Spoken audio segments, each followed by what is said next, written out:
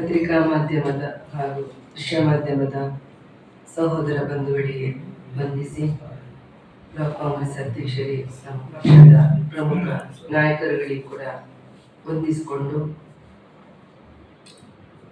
ನಾಡಿದ್ದು 26ಕ್ಕೆ ನಡೆಯತಕ್ಕಂಥ ಲೋಕಸಭಾ ಚುನಾವಣೆಯ ಪ್ರಯುಕ್ತ ನಾವಿವತ್ತು ಪತ್ರಿಕಾಗೋಷ್ಠಿಯನ್ನ ಕರೆದಿದ್ದೇವೆ.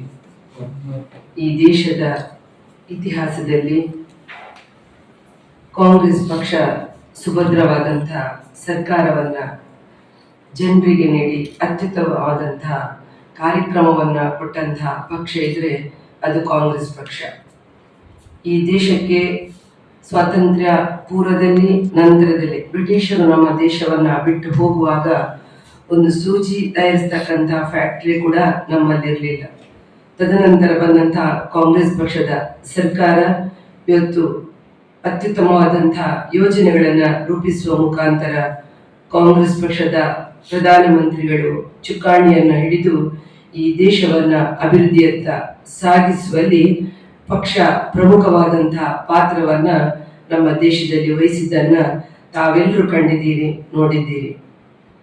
ತದನಂತರ ಬಂದಂತಹ ಸರ್ಕಾರ ಈ 10 ವರ್ಷಗಳ ಈ ಒಂದು ಅವಧಿಯಲ್ಲಿ ಬಂದಿರತಕ್ಕಂತಹ ಬಿಜೆಪಿ ಸರ್ಕಾರ ಕೇವಲ ಅಧಿಕಾರಕ್ಕೋಸ್ಕರ ಜನರಲ್ಲಿ ಕೋಮು ದ್ವೇಷ ಭಾವನೆಯನ್ನ ಸೃಷ್ಟಿಸಿ, ಜನರ ಮಧ್ಯೆ ಒಡಕನ್ನ ಸೃಷ್ಟಿಸಿ ಇವರು ಅಧಿಕಾರಕ್ಕೆ ಬಂದರು.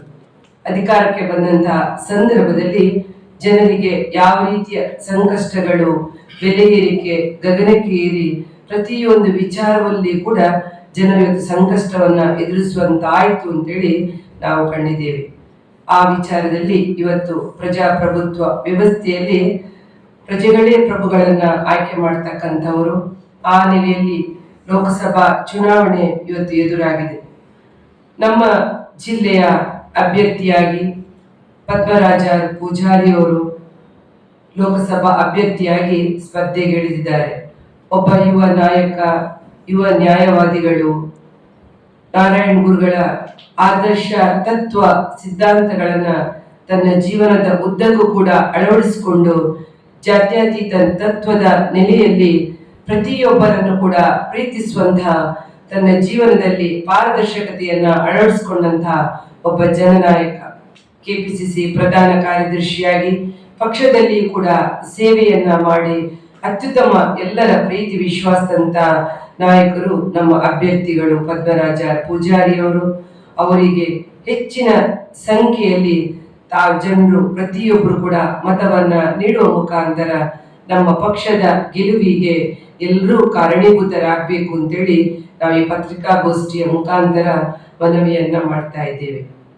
ಇವತ್ತು ಕಾಂಗ್ರೆಸ್ ಪಕ್ಷದ ಇತಿಹಾಸದಲ್ಲಿ ಬಹಳಷ್ಟು ಕಾರ್ಯಕ್ರಮಗಳನ್ನ ಕೊಟ್ಟಿದೆ. ಆದರೆ ಬಿಜೆಪಿ ಸರ್ಕಾರ ಅಧಿಕಾರಕ್ಕೆ ಬಂದ ಮೇಲೆ ನರೇಂದ್ರ ಮೋದಿಯ ಸರ್ಕಾರ ದೇಶದಲ್ಲಿ 56ಕ್ಕಿದ್ದಂತಹ ಡೀಸೆಲ್ ಬೆಲೆ ಇವತ್ತು ಪೆಟ್ರೋಲ್ ಡೀಸೆಲ್ ಬೆಲೆ 97-98ಕ್ಕೆ ಬಂದು ಪೆಟ್ರೋಲ್ ಬೆಲೆ 108ಕ್ಕೆ ಬಂದಿದೆ. ಎಲ್ಲಾ ಸಾರಿಗೆ ವ್ಯವಸ್ಥೆ ಕೂಡ ಇವತ್ತು ಸರಕು ಸಾಮಗ್ರಿಗಳು ಪ್ರತಿಯೊಂದು ಬೆಲೆ ಏರಿಕೆಯಿಂದಾಗಿ ಕೂಡ ಇವತ್ತು ಗಗನಕ್ಕೇರಿದೆ.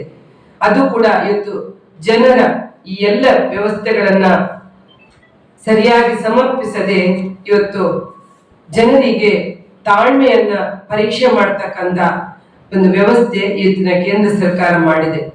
ಕಪ್ಪು ಹಣ ವಿದೇಶದಿಂದ ತರ್ತೇವೆ ಅಂತ ಹೇಳಿದ್ರು, ಜನರ ಪ್ರತಿ ಅಕೌಂಟಿಗೆ ಕೂಡ 15 ಲಕ್ಷ ಆಗ್ತೇವೆ ಅಂತೇಳಿ ಜನರಲ್ಲಿದ್ದಂತ ಪಾಪ 501,000 ಅಕೌಂಟಿಗೆ ಅವರ ಹತ್ರ ಹಾಕಿಸಿ ಸುಮಾರು ಈಗಾಗಲೇ 35,000 ಕೋಟಿಯಷ್ಟು ಅನುದಾನ ಇವತ್ತು ಜನರಿಂದ ಇವರು ಲೂಟಿ ಮಾಡಿದ್ದಾರೆ. ಇದು ಈ ಅಂಕಿ ಅಂಶವನ್ನು ಕೂಡ ಇವತ್ತು ಅವರು ಹೇಳ್ತಾ ಇಲ್ಲ. ಈ ಒಂದು ಪ್ರತಿಯೊಬ್ಬರ ಅಕೌಂಟ್ ಇಂದ ಹೋದಂತ ಹಣ ಏನಾಯ್ತು ಅಂತೇಳಿ ಇದನ್ನ ಹೇಳುವವರಿಲ್ಲ. ಒಂದೇ ಒಂದು ಪತ್ರಿಕಾಗೋಷ್ಠಿಯನ್ನು ಕೂಡ ಈ ದೇಶದ ಪ್ರಧಾನಮಂತ್ರಿಗಳು ಕರೆದಿಲ್ಲ. ನೋಟು ಬ್ಯಾನ್ ಕೂಡ ಒಂದು ನಾಟಕ ಮಾಡಿದ್ರು. ಅದರಲ್ಲಿ ಕೂಡ ಸುಮಾರು ಸರ್ಕಾರಕ್ಕೆ 16 ಲಕ್ಷ ಕೋಟಿಯಷ್ಟು ಹಣ ಇವತ್ತು ಸರ್ಕಾರದಿಂದ ಪೋಲಾಗಿದೆ. ಇದು ಕೂಡ ಇವತ್ತು ನಾವು ಕಂಡಿದ್ದೇವೆ. ಇದರಿಂದ ಕೂಡ ರಿಸಲ್ಟ್ ಮಾತ್ರ ಜನರಿಗೆ 0 ಆಗಿದೆ. 2,000 ನೋಟನ್ನ ಮುದ್ರಿಸಲಿಕ್ಕೆ ಕೂಡ ಈಗಾಗಲೇ ಬಹಳಷ್ಟು ಕೋಟಿಗಟ್ಟಲೆ ಹಣ ಸರ್ಕಾರದಿಂದ ವ್ಯಯ ಆಗಿದೆ. ಇದನ್ನು ಕೂಡ 3 ವರ್ಷದಲ್ಲಿ 2,000 ನೋಟನ್ನು ಕೂಡ ಇವರು ಬ್ಯಾನ್ ಮಾಡಿದ್ರು. ಇವತ್ತು ಜನರಿಗೆ ಹಗಲು ದರೋಡೆಯ ಕೆಲಸವನ್ನ ಇವತ್ತು ಕೇಂದ್ರ ಸರ್ಕಾರ ಮಾಡ್ತಾ ಇದೆ. ಉದ್ಯೋಗ ಸೃಷ್ಟಿ, ಕೋಟಿ ಉದ್ಯೋಗ ಸೃಷ್ಟಿ ಕೊಡ್ತೇವೆ ಯುವ ಜನರಿಗೆ ಸುಳ್ಳು ಹೇಳಿ ಅಷ್ಟು ಲಕ್ಷದಷ್ಟು ಇವತ್ತು ಉದ್ಯೋಗ ಸೃಷ್ಟಿಯನ್ನ ಕೊಡ್ತೇವೆ ಅಂತ ಹೇಳಿದ್ರು. ಏನ್ ಮಾಡಿದ್ರು? ಕೇವಲ 10% ಕೂಡ ಈ ದೇಶದ ಯುವಕರಿಗೆ ಉದ್ಯೋಗವನ್ನ ನೀಡಲಿಲ್ಲ. ಪ್ರತಿಯೊಂದು ಇವತ್ತು ಸರ್ಕಾರ, ನಮ್ಮ ಕಾಂಗ್ರೆಸ್ ಪಕ್ಷದ ನೇತೃತ್ವದ ಸರ್ಕಾರ, ತಾವು ಕಂಡಿದ್ದೀರಿ ಅತ್ಯುತ್ತಮವಾದಂತಹ ನರೇಗಾ ಯೋಜನೆ.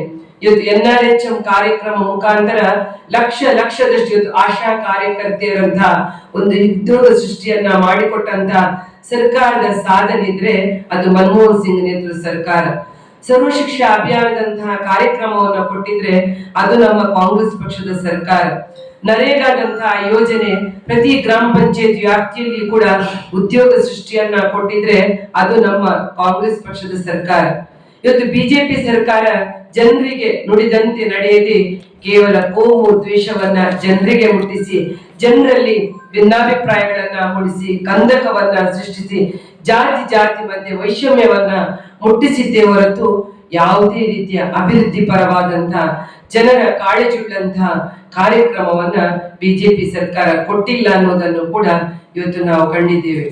ಇವತ್ತು ಜನರು ಏನಾದ್ರೂ ನಮ್ಮ ರಾಜ್ಯದಲ್ಲಿ ಇವತ್ತು ನಿಟ್ಟುಸಿರು ಬಿಡ್ತಾರೆ ಅಂತ ಹೇಳಿದ್ರೆ ಅದು ನಮ್ಮ ಪಂಚ ಗ್ಯಾರಂಟಿಗಳಿಂದ. ಸಿದ್ದರಾಮಯ್ಯನವರ ನೇತೃತ್ವದ ಸರ್ಕಾರ ಅಧಿಕಾರಕ್ಕೆ ಬರುವುದಕ್ಕಿಂತ ಮುಂಚೆ ಹೇಳಿದ್ರು, ನಮಗೆ ಈ 5 ಯೋಜನೆಗಳನ್ನ ಕೊಡ್ತೇವೆ. ಜನರಿಗೆ ಏನು ಇವರ ವಿಪರೀತ ಸೆಂಟ್ರಲ್ ನಿಂದ ಆದಂತಹ ಬೆಲೆ ಏರಿಕೆಯಿಂದ ಜನರು ಸಂಕಷ್ಟಕ್ಕೆ ಹೋಗಿದ್ರು. ಮಕ್ಕಳಿಗೆ ವಿದ್ಯಾಭ್ಯಾಸ ಕೊಡ್ಲಿಕ್ಕೆ ಆಗ್ಲಿಲ್ಲ. ಪ್ರತಿಯೊಂದು ವಿಚಾರದಲ್ಲಿ ಕೂಡ ತೆರಿಗೆ, ಟ್ಯಾಕ್ಸ್, GST ಅನ್ನ ಹಾಕಿದ್ರು. ಕೇವಲ ಶವ ಸಂಸ್ಕಾರಕ್ಕೂ ಕೂಡ ಇವರು ತನ್ನ GST ಅನ್ನ ಹಾಕಿದ್ರು. ಮೊನ್ನೆ ಏನೋ ತೆಗೆದ್ರು ಅವರು ಅಷ್ಟೇ.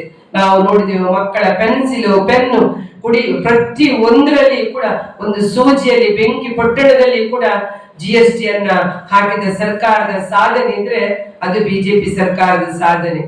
ಇವತ್ತು ನುಡಿದಂತೆ ನಡೆದಂತಹ ಸರ್ಕಾರ ನಮ್ಮ ಕಾಂಗ್ರೆಸ್ ಪಕ್ಷದ ಸರ್ಕಾರ, ಸಿದ್ದರಾಮಯ್ಯ ನೇತೃತ್ವದ ಸರ್ಕಾರ 5 ಪಂಚ ಗ್ಯಾರಂಟಿ ಯೋಜನೆಗಳನ್ನ ಕೊಡುವ ಮುಖಾಂತರ, ಪ್ರತಿ ಮನೆಯನ್ನ ಬೆಳಗುವ ಮುಖಾಂತರ, ಗೃಹಲಕ್ಷ್ಮಿ ಕಾರ್ಯಕ್ರಮವನ್ನ ಕೊಡುವ ಮುಖಾಂತರ, ಮಹಿಳೆಯರಿಗೆ ಸ್ವಾವಲಂಬಿ ಬದುಕನ್ನ ಕೊಡುವ ಮುಖಾಂತರ ಇವತ್ತು ಪ್ರತಿಯೊಬ್ಬರ ಮನೆಯಲ್ಲೂ ಕೂಡ ಬೆಳೆಯಲಿಕ್ಕೆ ಕಾಂಗ್ರೆಸ್ ಪಕ್ಷ ಅವಕಾಶವನ್ನ ನೀಡಿದೆ. ನಾವು ಜನರಲ್ಲಿ ಮನವಿಯನ್ನ ಮಾಡುವುದಿಷ್ಟೇ, ಇವತ್ತು ನಮ್ಗೆ ಸುಭದ್ರ ಸರ್ಕಾರ ಬೇಕು, ಜನರ ಬದುಕುವನ್ನ ಕಟ್ಟಿಸುವಂತಹ ಸರ್ಕಾರ ಬೇಕು, ನಮ್ಗೆ ಆಡಳಿತ ಬೇಕು, ಅತ್ಯುತ್ತಮವಾದಂತಹ ಆಡಳಿತ ನೀಡ್ತಕ್ಕಂತಹ ಸರ್ಕಾರ ಅದು ಕಾಂಗ್ರೆಸ್ ಪಕ್ಷದಿಂದ ಮಾತ್ರ ಸಾಧ್ಯ ಎನ್ನುವಂತಹ ನೆಲೆಯಲ್ಲಿ ಈ ಬಾರಿ ಕೂಡ ನಮ್ಮ ಕರ್ನಾಟಕ ರಾಜ್ಯದಲ್ಲಿ ಕಾಂಗ್ರೆಸ್ ಪಕ್ಷ ಅಧಿಕಾರಕ್ಕೆ ಬಂದ್ರೆ ಯಾವ ರೀತಿಯ ಗ್ಯಾರಂಟಿ ಯೋಜನೆಗಳನ್ನ ಯಶಸ್ವಿಯಾಗಿ ಕೊಟ್ಟಿತ್ತು ಅದೇ ರೀತಿಯಲ್ಲಿ ಇವತ್ತು ಕರ್ನಾಟಕ ಮಾದರಿಯಾಗಿ ನಮ್ಮ ದೇಶದಲ್ಲಿ ಕೂಡ ನಮ್ಮ ಮಲ್ಲಿಕಾರ್ಜುನ ಖರ್ಗೆ ಅವರು ನಮ್ಮ ರಾಷ್ಟ್ರಾಧ್ಯಕ್ಷರಾಗಿ, ರಾಹುಲ್ ಗಾಂಧಿ ಅವರ ನೇತೃತ್ವದಲ್ಲಿ, ಸೋನಿಯಾ ಗಾಂಧಿ ಅವರ ನಾಯಕತ್ವದಲ್ಲಿ ಕಾಂಗ್ರೆಸ್ ಗ್ಯಾರಂಟಿ ಕಾರ್ಡ್ಗಳನ್ನ ಕೊಡುವ ಮುಖಾಂತರ ಇವತ್ತು 5 ಅತ್ಯುತ್ತಮವಾದಂತಹ ನ್ಯಾಯ ಗ್ಯಾರಂಟಿಗಳನ್ನ ಜನರಿಗೆ ಕೊಡ್ಲಿಕ್ಕೆ ಇವತ್ತು ಪ್ರಣಾಳಿಕೆಯನ್ನು ಕೂಡ ಈಗಾಗಲೇ ಬಿಡುಗಡೆ ಮಾಡಿದೆ. ಯುವ ನ್ಯಾಯ, ಮಹಿಳಾ ನ್ಯಾಯ, ರೈತ ನ್ಯಾಯ, ಶ್ರಮಿಕ ನ್ಯಾಯ, ಪಾಲುದಾರಿಕೆಯ ನ್ಯಾಯ. ಯುವ ನ್ಯಾಯದಲ್ಲಿ ಕೂಡ ಪ್ರತಿ ವಿದ್ಯಾವಂತ ಯುವಕರಿಗೆ 1 ಲಕ್ಷ ಶಿಷ್ಯ ವೇತನಕ್ಕೆ ಹಕ್ಕುದಾರರನ್ನಾಗಿ ಮಾಡಲಿಕ್ಕೆ ಮೊದಲ ಉದ್ಯೋಗ ಖಾತ್ರಿ ಯೋಜನೆ, ನೇಮಕಾತಿ ಭರವಸೆ, 30 ಲಕ್ಷ ಹೊಸ ಸರ್ಕಾರಿ ಉದ್ಯೋಗಗಳಲ್ಲಿ ಕೂಡ ಕ್ಯಾಲೆಂಡರ್ ಪ್ರಕಾರ ಎಲ್ಲಾ ಬಾಕಿ ಹುದ್ದೆಗಳನ್ನು ಕೂಡ ಭರ್ತಿ ಮಾಡತಕ್ಕಂತಹ ಯೋಜನೆ. ಪ್ರಶ್ನೆ ಪತ್ರಿಕೆ ಸೋರಿಕೆಯಿಂದ ಕೂಡ ಇದನ್ನ ಸಂಪೂರ್ಣವಾಗಿ ಕೊನೆಗೊಳಿಸಲು ಹೊಸ ಕಾನೂನುಗಳನ್ನ, ನೀತಿಯನ್ನ ಜಾರಿ ಮಾಡತಕ್ಕಂತಹ ಯೋಜನೆ. ಕೆಲಸಗಾರರಿಗೆ ಸಾಮಾಜಿಕ ಭದ್ರತೆಯನ್ನ ನೀಡತಕ್ಕಂತಹ ಈ ಯುವ ನ್ಯಾಯ ಯೋಜನೆ. ಯುವ ಬೆಳಕು, ಯುವಕರಿಗಾಗಿ 5,000 ಕೋಟಿ ಹೊಸ ಸ್ಮಾರ್ಟ್ ಅಪ್ ನಿಧಿ ಯೋಜನೆ, ಅತ್ಯುತ್ತಮವಾದಂತಹ ಯುವ ನ್ಯಾಯ ಯೋಜನೆಯನ್ನು ಕೂಡ ಕೊಟ್ಟಿದೆ. ಮಹಿಳೆಯರಿಗೆ ಮಹಿಳಾ ನ್ಯಾಯ ಕಾರ್ಯಕ್ರಮ, ಮಹಾಲಕ್ಷ್ಮಿ, ಇವತ್ತು ಹೇಗೆ ಕರ್ನಾಟಕದಲ್ಲಿ ಗೃಹಲಕ್ಷ್ಮಿ ಕಾರ್ಯಕ್ರಮವನ್ನ ಕೊಟ್ಟಿತೋ ಅದೇ ರೀತಿಯಲ್ಲಿ ಮಹಾಲಕ್ಷ್ಮಿ ಕಾರ್ಯಕ್ರಮ. ಪ್ರತಿ ಬಡ ಕುಟುಂಬದ ಒಬ್ಬ ಮಹಿಳೆಗೆ ಪ್ರತಿ ವರ್ಷಕ್ಕೆ 1 ಲಕ್ಷ ರೂಪಾಯಿ ಅವಳಿಗೆ ಅತ್ಯುತ್ತಮ ರೀತಿಯ ಒಂದು ಸಣ್ಣ ವ್ಯಾಪಾರ ಮಾಡ್ಲಿಕ್ಕೆ, ಸ್ತ್ರೀಶಕ್ತಿ ಗುಂಪಿನ ಜೊತೆ ಕಾರ್ಯಕ್ರಮಗಳನ್ನ ಹಾಕ್ಲಿಕ್ಕೆ, ಸೆಲ್ಫ್ ಹೆಲ್ಪ್ ಗ್ರೂಪ್ ಅಲ್ಲಿ ಕೂಡ ಕಾರ್ಯಕ್ರಮ ಮಾಡ್ಲಿಕ್ಕೆ, ಸ್ವಂತ ಉದ್ಯೋಗವನ್ನ ತಯಾರಿ ಮಾಡ್ಲಿಕ್ಕೆ ಈ ಮಹಾಲಕ್ಷ್ಮಿ ಯೋಜನೆಯನ್ನು ಕೂಡ ಮಹಿಳೆಯರಿಗೆ ಕೊಡುವಂತಹ ಅತ್ಯದ್ಭುತವಾದಂತಹ ಯೋಜನೆ. ಅರ್ಧದಷ್ಟು ಜನಸಂಖ್ಯೆಗೆ ಸಂಪೂರ್ಣ ಕೇಂದ್ರ ಸರ್ಕಾರದ ಉದ್ಯೋಗಗಳಲ್ಲಿ ಕೂಡ 50% ಮಹಿಳಾ ಮೀಸಲಾತಿ. ಶಕ್ತಿಗೆ ಗೌರವ, ಕೇಂದ್ರ ಸರ್ಕಾರದ ಅನುದಾನವನ್ನ ದುಪ್ಪಟ್ಟುಗೊಳಿಸುವ ಆಶಾ, ಅಂಗನವಾಡಿ, ಬಿಸಿಯೂಟ ಕಾರ್ಯಕರ್ತೆಯರಿಗೆ ಈ ಮಹಿಳಾ ನ್ಯಾಯ ಕಾರ್ಯಕ್ರಮದಲ್ಲಿ ಕೂಡ ಒಂದು ಅತ್ಯಮೂಲ್ಯವಾದಂತಹ ಮಹತ್ವವನ್ನ ಕೊಟ್ಟಿದ್ದಾರೆ. ಅಧಿಕಾರ ಮೈತ್ರಿ, ಮಹಿಳೆಯರು ತಮ್ಮ ಕಾನೂನು ಹಕ್ಕುಗಳನ್ನ ಪಡೆಯಲು ಮತ್ತು ಸರ್ಕಾರದ ಯೋಜನೆಗಳ ಬಗ್ಗೆ ತಿಳಿದುಕೊಳ್ಳಲು ಪ್ರತಿ ಪಂಚಾಯತ್ನಲ್ಲಿ ಅಧಿಕಾರ ಮೈತ್ರಿ ಕಾರ್ಯಕ್ರಮ. ಸಾವಿತ್ರಿಬಾಯಿ ಫುಲೆ ಹಾಸ್ಟೆಲ್, ಉದ್ಯೋಗಸ್ಥ ಮಹಿಳೆಯರಿಗೆ ವಸತಿ ನಿಲಯಗಳ ಸಂಖ್ಯೆಯನ್ನ ದ್ವಿಗುಣಗೊಳಿಸಲಿಕ್ಕೆ. ಹೀಗೆಯೇ ರೈತ ನ್ಯಾಯ, ಇದು ಕೂಡ ಅತ್ಯದ್ಭುತವಾದಂತಹ ಕಾರ್ಯಕ್ರಮ. ರೈತ ನ್ಯಾಯ, ಕನಿಷ್ಠ ಬೆಂಬಲ ಬೆಲೆ, ಸ್ವಾಮಿನಾಥನ್ ಆಯೋಗದ ಸೂತ್ರದ ಪ್ರಕಾರ ಎಂಎಸ್ಪಿಗೆ ಕಾನೂನು ಸ್ಥಾನಮಾನ.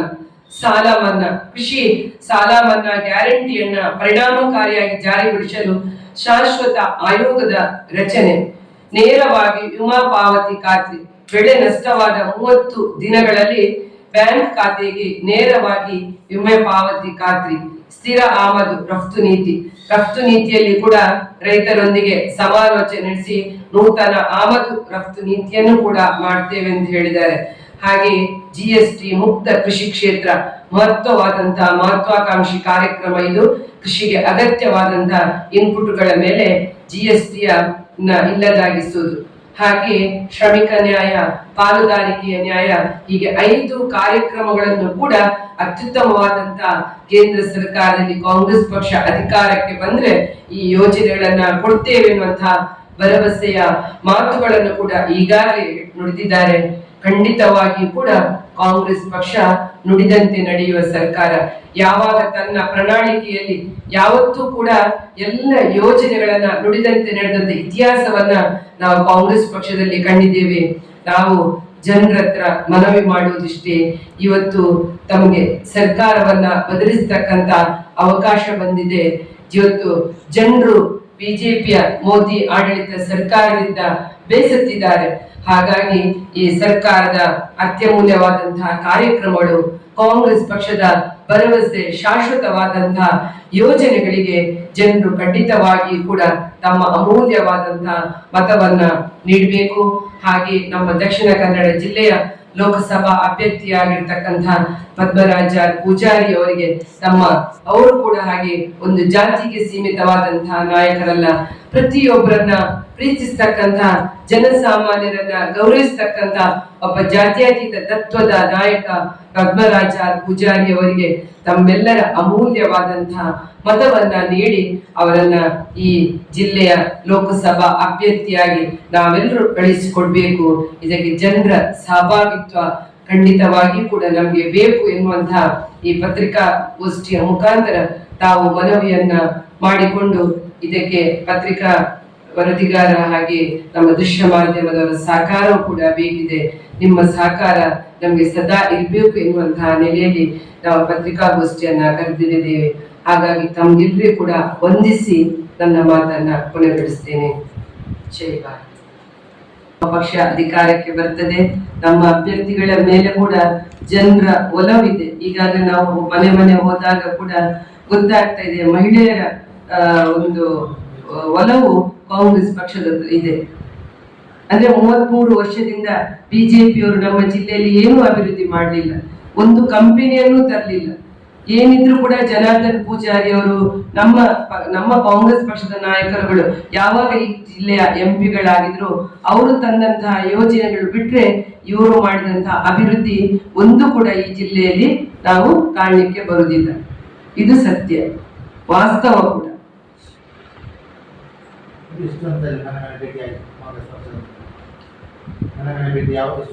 ಈಗ ಒಂದು ರೌಂಡ್ ಸಂಪೂರ್ಣ ಆಗಿದೆ.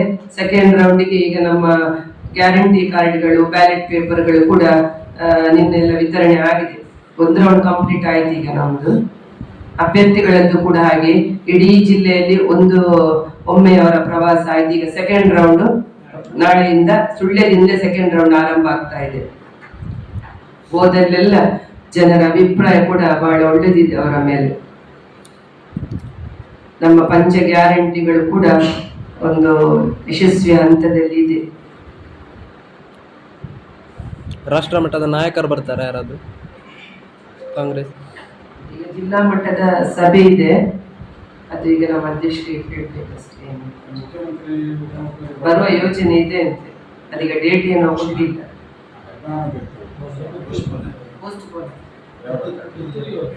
ಅದೀಗ ಬರ್ಲಿಲ್ಲ, ಡೇಟ್ ಬರ್ಲಿಲ್ಲ.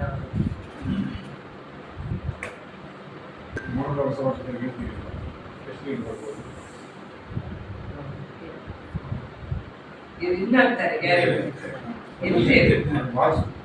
ಇಲ್ಲ, ಭಾವಿಸಲ್ಲ ಗ್ಯಾರಂಟಿ ಇನ್ನಾಗ್ತಾರೆ. 1 ಲಕ್ಷಕ್ಕೂ ಮೀರಿ ಇನ್ನಾಗ್ತೇವೆ.